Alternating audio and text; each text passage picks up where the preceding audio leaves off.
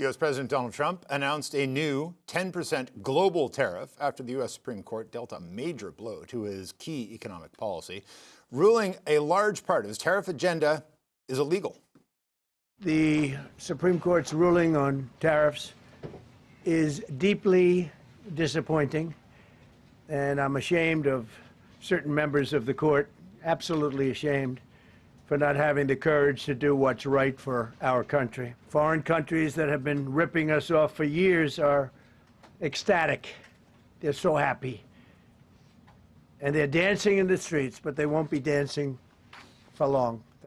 Now, it's unclear what this latest tariff threat coming from the White House will mean for Canada. And while the Supreme Court ruling is significant, it doesn't affect the majority of the tariffs taking the biggest hit to the Canadian economy. The vast majority, well over 90% of Canadian exports to the United States weren't affected by these reciprocal tariffs. Those are the tariffs that the U.S. Supreme Court addressed today. What's hurting the Canadian economy are the sectoral tariffs under a different American law. So think of automobiles, steel, aluminum, softwood lumber. Those remain in place. Our party insiders are here. Greg McEachern is a former Liberal ministerial advisor. Fred Delory is a former Conservative campaign manager. And Melanie Richet is a former communications director with the NDP. It's been a week, and to cap it off, it's been a day. Fred, I began my week talking with you about the floor crossing, and we'll get to that in a little while. But like, I was just talking to Katie, are we back to this, like, sitting around waiting to read the fine print in an executive order to see how, like, trillions of dollars in North American trade will continue to function? We will continue to be doing that, I think, until the day Trump leaves the presidency. There's constant chaos with him. Go look what happened today. The court ruled, and then he came out and announced 10% on everyone across the board globally, even countries he's been making deals with. Right. So no deal counts, no deal matters, it seems. We absolutely need to focus in as hard as we can on CUSMA and try to get something here, understanding what we're dealing with, though, and that none of it may matter. He may not go by any of it, and the whole thing could get torn up, which would, of course, be devastating to our economy. So we're going to continue to be in very rough waters for a while here. It is shocking to me, Greg, that we are 7.5 hours after this ruling, and we're still trying to figure out if this new 10% global tariff will apply to CUSMA-compliant goods. Is Canadian oil going to be exempt from this? I mean, one would assume, but you never know with this guy. Yeah, I think a year and 2 weeks ago, the three of us were standing in the hallway. Trump had done one of these Friday afternoon missives. And it was later in the day, closer to the 5 o'clock hour. And, you know, I had a call from someone in Trudeau's PMO saying, you know, are people waiting for the Prime Minister to speak tonight? And I said, yeah, I think so. A lot of reporters still around the corner here. Yeah. And they said, we are not going to respond to anything until we get it in writing. Yeah. And I think in that day, it was the Saturday night that the Prime Minister Trudeau responded. So you can't until it's in writing. I mean, you played a little clip of his remarks there. I find it, I mean, I'm not trying to be funny, but it's as if he has never seen the text of what he's reading before. It sounds like he's quoting someone else. And then he leaves the text and he comments on it. And you're not always sure he's agreeing with what he's saying, or that, you know, the text is not as strong, he goes further. It's very, very odd. But the thing that I was the most concerned with was he said that the Supreme Court was swayed by foreign interests. And two of the people that did not go the direction he wanted were appointed to the Supreme Court by him. And this is where we're at, folks, that the President of the United States can say this about his own appointees. In any other country, this would be a five-alarm fire. There'd be an investigation. And we just have to kind of wait and see what's in writing.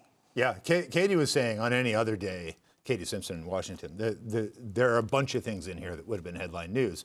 But the enormity of a 10% global tariff, without any details, is enormous. Mm-hmm.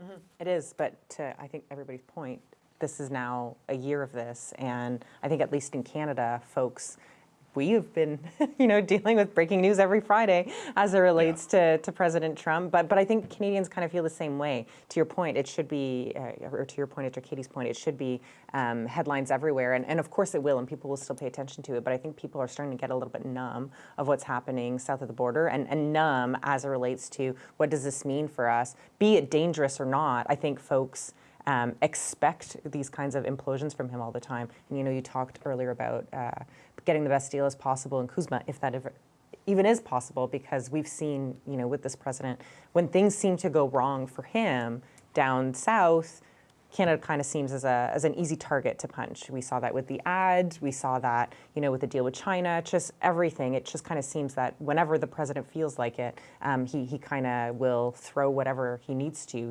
change the channel, whether it works or not. The interesting thing that I thought that Katie said was the comment about the judges being unpatriotic. The comment about anybody who is not a Donald Trump follower to whatever degree Donald Trump wants is unpatriotic or un-American, and how dangerous that is. But because this has happened so consistently, it's almost like you forget how dangerous it is, and that in itself, I think, is dangerous. And we should be. It is interesting to me that the ruling actually doesn't say you didn't have the authority to impose tariffs. It's that that Section 232 does not allow you to impose tariffs. Like it's not you said it was an emergency, and it's not really.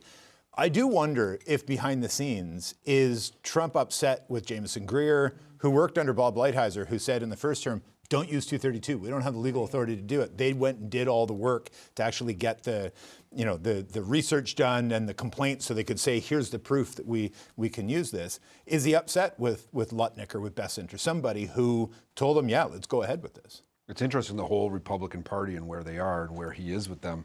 He's got historically low numbers, it seems, at approval levels, and it's dragging them down. We're seeing a lot of states who were big Trump states now leaning heavily Democrat, and we're going into the midterm soon. This could be a big flip that's coming in November, and I know it's a long ways off, but things shift here, and if the Democrats win the House big, when he won the presidency, any party that wins the presidency, everyone falls in line, and is everything that president and candidate said was right all along, and even if they disagreed with them, they're now major cheerleaders.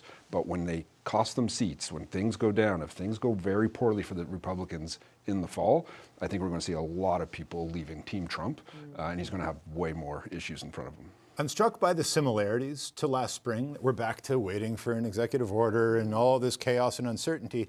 But I'm also struck by the very stark differences that I think you touched on. That I was in Washington at inauguration when they announced the intention to do all this. I was back in Washington when they did the Liberation Day. That was a bold Trump who was confident, who clearly had everybody behind him. The sort of hunched shoulder, angry Trump is a different dude. And we saw him at the end of his first term presidency, but we have seen more and more of that version of Trump in this term, and especially around Congress voting against him, now the Supreme Court reining in his executive power. Yeah, I picking up on what Fred said, the timing of this. So there were some leaks around when the Supreme Court came out with their Roe versus Wade decision about how they timed it. That's right. They're very much in control of their timing. I'm not I've not studied the U.S. Supreme Court deeply, but there's some speculation today that the Supreme Court waited until he was becoming less and less politically powerful.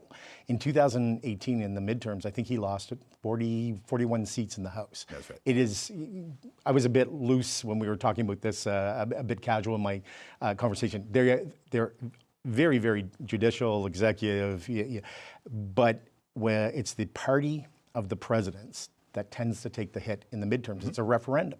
And so there's some questions about where the Supreme Court felt that they were a bit stronger today in light of the challenges that Trump is facing. It's not been a good couple of weeks. I mean, Pam Bondi, her approach is going to be ridiculed forever in terms of her being asked about the Epstein victims and talking about the Dow. The Dow's at 50,000. So they've just become, they're caricatures of themselves. And I think, the president, if today was a good day, it's all him. And it's not a good day, so he is going to be finding out who gave me this bad advice. Yeah. And you're in trouble. And that, I think that part will be really interesting to see.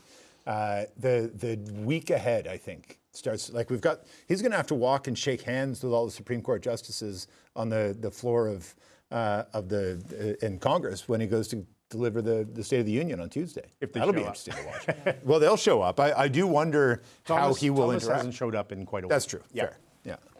What do you think that interaction is going to be like? Interesting. Yeah, it's all going to be interesting. For sure. I feel like everything around the president, though, is, because I think you're on the inside until you're not. And, Yep. you know, whatever happens today, we'll see. We'll see whatever that looks like. But I do think, because of the issues you've mentioned, because of, you know, what happened in Minnesota with the 2 deaths by ICE, there are things that are starting to happen where people who have been supporting the president for a long time are starting to ask themselves questions and are starting to think, this isn't what I signed up for. And you know, some folks may say maybe it's a little bit too late to come to that realization, but I think people are coming to that realization. And I think you're starting to see that in Congress. You're starting to see people distance themselves a little bit, or if not distance themselves, start asking questions and start asking questions out loud, which I find interesting. So I think you're right. You're seeing the people are realizing that this isn't necessarily, you know, our beacon of how we need to behave, because the American people are starting to say, I don't know about this. So it'll be interesting to see what happens next week. I think it'll be interesting to see what happens, you know, until the midterms. Yeah, Following the I mean, midterms, you talked earlier about seeing a more and more angry Donald Trump, you know, previous to his first term.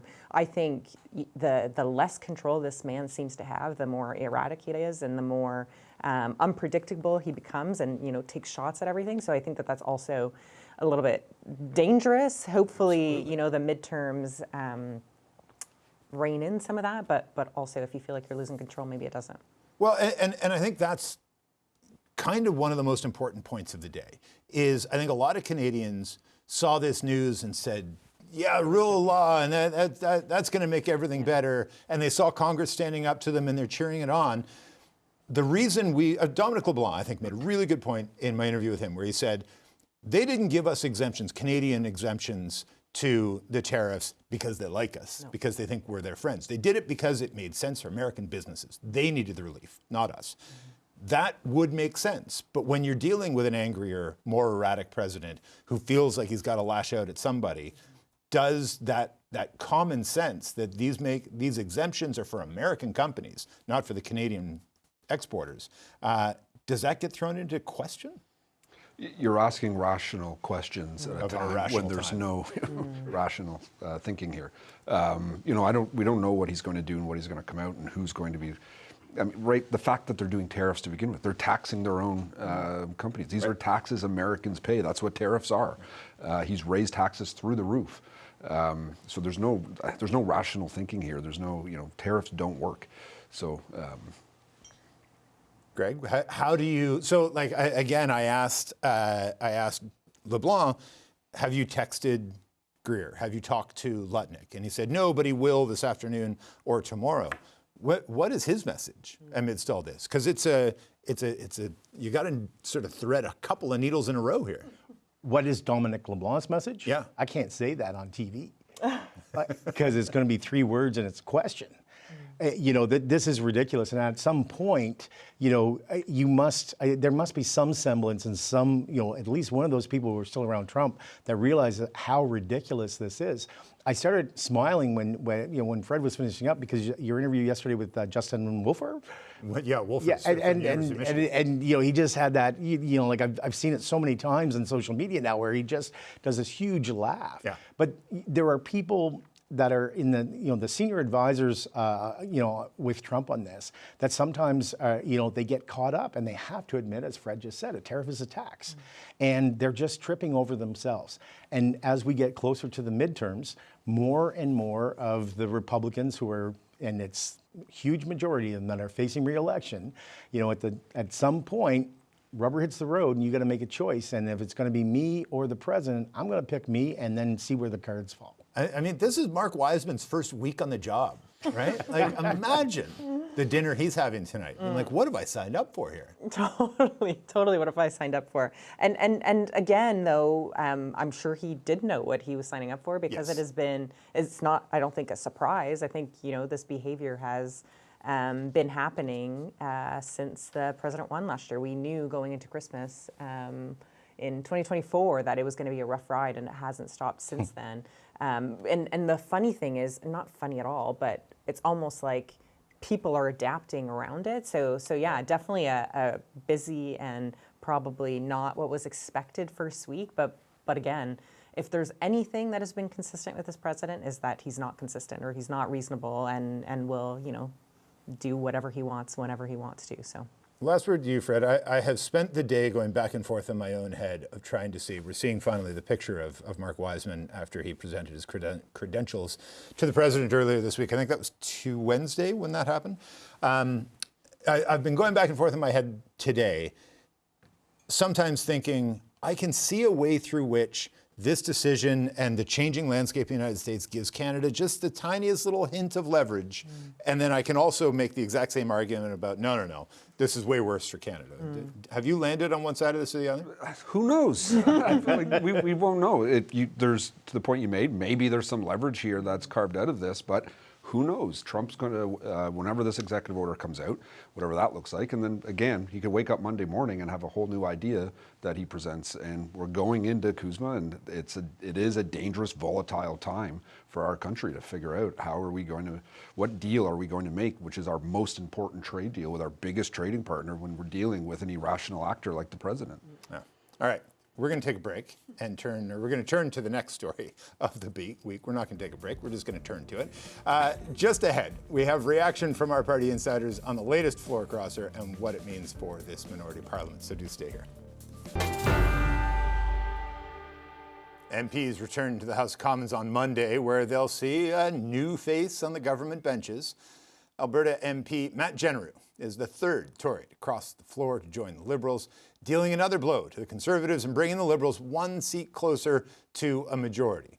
The government now sits at 169 seats, just 3 shy of a majority, meaning those upcoming by-elections, they could push them over the edge. Those by-elections are in the long-time Liberal-held ridings of University of Rosedale and Scarborough Southwest, seats of former Toronto Area Cabinet Minister Chrystia Freeland and Bill Blair. The third, of course, is in the now famous Quebec riding of Terrebonne.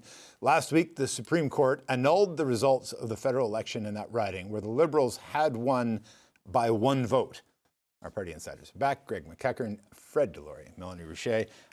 Mel, with all of the stuff going on, it does feel like this happened months ago, but it was only a couple days ago. What should we read into how and who we've heard from in the Conservative leadership about Genereux moving? That's a good question. I feel like not necessarily who have we heard about from the Conservative leadership, because only a statement from Polyev. Sarah Fisher had that statement on Twitter about, we all have bad thoughts, or what they've said, I think, is as interesting as the fact that they haven't really put anybody up to talk about it very much. Well, I think you go back to how they originally talked about Matt Genereux, what would have been in December now, and it's kind of hard to then say the thing that you want to say when back in December you were saying nothing to see here, he's the best, we love that he's part of caucus, the media is all out doing all the lies, and then this thing happens, right? So to go from one thing to another, I don't think you can. I also think that you're learning a little bit from the other two who have crossed over and how that didn't necessarily play well for you, your reaction there. So maybe it does need to be a little bit toned down from the Conservatives. And again, I remember after Michael Maw crossed over the floor, people kept asking, and by people I mean journalists, were asking Pierre Polyev if that meant he needed to do any reflection on his leadership style, and he kept being like, no, I'm the best. And then, this thing happens afterwards, and I remember saying at that time that, when something like this happens, I'll point to another Conservative, Doug Ford, when he is called out and he does something wrong, he is good at being like, I made a mistake. This is what we're going to do differently. Nobody's eaten a mistake better than Doug Ford. No, but people love that, right? People love the ability for you to say, you know what, I'm going to do better next time, or you know what, I'm going to do a little bit of reflection and I'm going to change my approach. You don't actually need to change your approach. The ability to reflect and to see how to do things different, people like that. People like that humility. And at that point, it was like, nope, nothing to see here. So for this to happen, it's really hard, and you're coming out of a leadership that people kept talking about, whether or not you should still be a leader. He still did really well in that. It's like it's really hard to turn the page and to figure out what you want to say next when these things keep happening. But Greg, I understand that when he said that about, it was about D'Entremont, I think, when he was like, no, I don't see any need to change. There wasn't much need to change because it didn't really change the landscape. This gets you really close, and now you've got these by-elections coming down the pipe that could change the landscapes considerably. Does that influence, or should it influence how he sees how he should sort of absorb and reflect over this? Absolutely, he should. But to Mel's point and your point, I mean, there were rumors of other floor crossings. We've since Still are.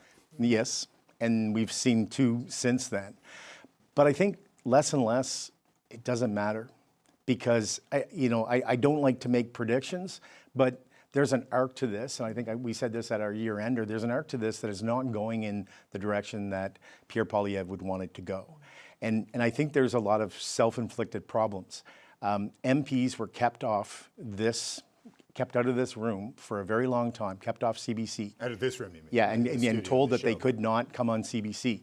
And then Jamil Javani wants to go to DC, and he can say whatever he wants, and he says one message to Breitbart, says another message to the National Post, says another on Twitter. No, if I was in that caucus, I'd be annoyed too. And what I hear a lot of is, we heard a lot about the behavior, the threats that were made. But what I hear a lot of is how the MPs were treated. I know of 2 cases where MPs were tasked with gathering information, helping to prepare policy or legislation or platform, and then had that rudely taken away from them or told that they're not going to use it anymore. You can't point to a regional problem here. The 3 MPs that have crossed are from very different parts of the country. And you mentioned Sarah Fisher, the Director of Communications for the Conservative Party, saying being in opposition is tough. And Ben O'Hara-Byrne, he's a radio host in BC, you cover politics here on the Hill. And he said that doesn't work, because Matt Genereux has been an MP for a long time and was in provincial politics. Same with Chris d'Entremont. So and we saw like a former MP criticize Matt Genereux for living somewhere where he doesn't represent, and then he has to withdraw it because they don't think far enough ahead. Right. Yeah, your leader is in the same situation. So the spin it's not spin, it feels like, Peter, it feels like they're flailing, and it's not helping Pierre. He just seems less and less in control. I feel like I'm part of the problem here, that I keep saying, a lot of people say that. What does Pierre Poilievre need to do to change his tone? Pierre Poilievre has picked his tone. Pierre Poilievre, the Conservative voters knew what they were getting when they gave him an 87%, was it, approval rating. And for all of us sitting around talking about how he needs to change his tone, I don't know that he will. I don't know that he thinks he needs to. And if he doesn't think he needs to, he's the leader of the party. There's nobody really challenging him for leadership. Is there, Fred? Well, there certainly isn't. There's no sign of that at all. He got 87% at convention. There's no movement against him organized in any way. So I'd say he's solidified for the most part. Now, if Carney gets a majority, discussions will probably shift at some level. I don't know how much, though. But like the whole tone thing, I think it's really the message, I think, that he needs to get right. And in the last few weeks, I'm beginning to see that. Like, he's actually addressing, there is a Canada-US relationship issue going on right now. He has not been on that battlefield for the last year. In the last election, he totally missed that, and it cost him. Now, affordability, crime, major issues, still top flight issues. But the battlefield is the Trump thing when it comes to how people are going to be impacted. And that's what's on their mind. And he is getting into that. And I know next week he's speaking at the Economic Club to give us a real insight. I think, what is he going to say about the Canada-US relationship? And I think that will be an important message to say. What I don't understand is he has this 87%, which would be hugely powerful. And their issue is the part of the party that likes Donald Trump. They used to be scared of the PPC. That's not a factor anymore.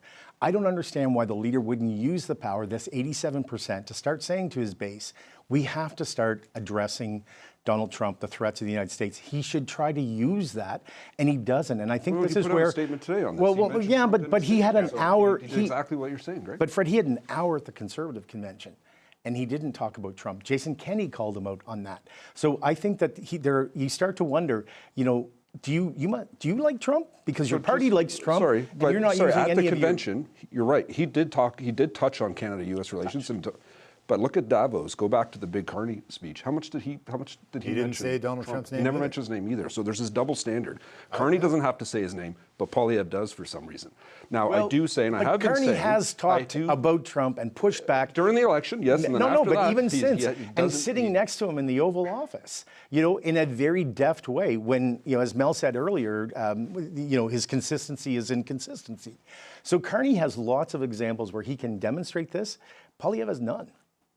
But again, he is, like today, he started doing it. I'm saying in the last few weeks he's beginning to do it, and he is going to have that economic I just club think speech tomorrow. little too late, perhaps. Mel, the thing I'm sort of flummoxed by is less the tone than messaging was Pierre Poilievre's superpower for 2 years until Justin Trudeau left. And I get how that can rattle you and you gotta, but he hasn't been able to get his game back. And just in terms of how he reached voters, he was talking to them, he was talking to their issues. He was really good at it. He doesn't seem as good at it right now. Is that a fair assessment? The more I kind of reflect on what he was good at is I don't necessarily think that he was good at figuring out the message that people want to hear. I think he was good at tapping into anger, and people were really angry. People are angry right now. They're scared, but they're also angry. I think they're scared. I don't think they're angry in the same way. I think people were really angry, and they were angry at their government. They were angry at Justin Trudeau. They were angry at things that the government was doing that was making their life harder. They're not angry at the government right now.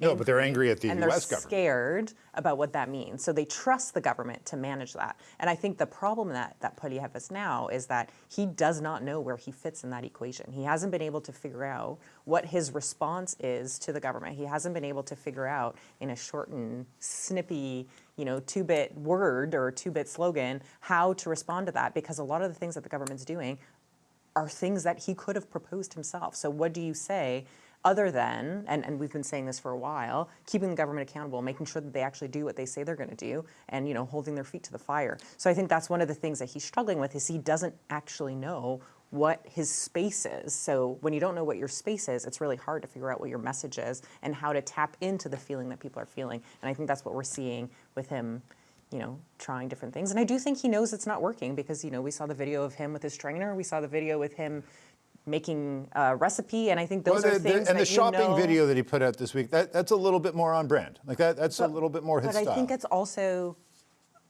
I need to change my tone a little bit. I need to soften my image a little bit, and I think that that's what we're seeing with those videos too. We talked on Wednesday, or whenever this happened, about how is the timing better for the Liberals to have a floor crosser now, then go potentially win 3 by-elections to get your majority that way, than the opposite of winning 3 by-elections and then having a floor crosser to secure the majority. I think Canadians find that a little smarmy. You wrote, I think, one of the smartest pieces I've read all week. I'll post to it on my Twitter, but find it on Substack, about the advantage the Liberals have going into this Terrebonne election. Walk the viewers through that, because I think it's really important. So thank you. There's 3 by-elections, and the way Elections Canada, the way the Act works, each federal party gets their own cap that they can spend. So for all 3 of the national parties, where the Conservatives, Liberals, and NDP, they can spend over $300,000 in any by-election during that time if they're all called together. The Bloc Québécois only run 1 seat. They don't run outside of Quebec, so there's only 1 Quebec by-election. So they're at around $100,000 that they can spend from their party coffers. So that gives a 3-to-1 advantage to the Liberals in that regard. Now, the Bloc could run seats in the Ontario ridings if they want to up that cap. I had a Twitter correspondent suggest you run in Toronto, Fred. The Bloc, yeah. Look, maybe some people will volunteer. It will not be me. I don't know how you'll get 100 signatures to qualify. I think I'll that help. would be. So, look, I think it makes an interesting dynamic there, and it gives a big advantage to the Liberals if they do go that route and spend that money, because that could be the 1 by-election in Canadian history that determines whether we have a majority or minority government going forward. I mean, who'd have thought that little Terrebonne was going to be the hot seat of Canadian politics? Speaking of hot seats, I sat in this room in 2024 when the Conservatives kicked the Liberals' ass in fundraising. So the world's tiniest violin for the Liberals having a lot of money for a by-election. You know, who knows? And who knows? We may see another floor crossing. You know, when the House comes back. Are you hearing the same? Like, You guys know, you guys are more plugged in than me. Are you hearing there's still more to come?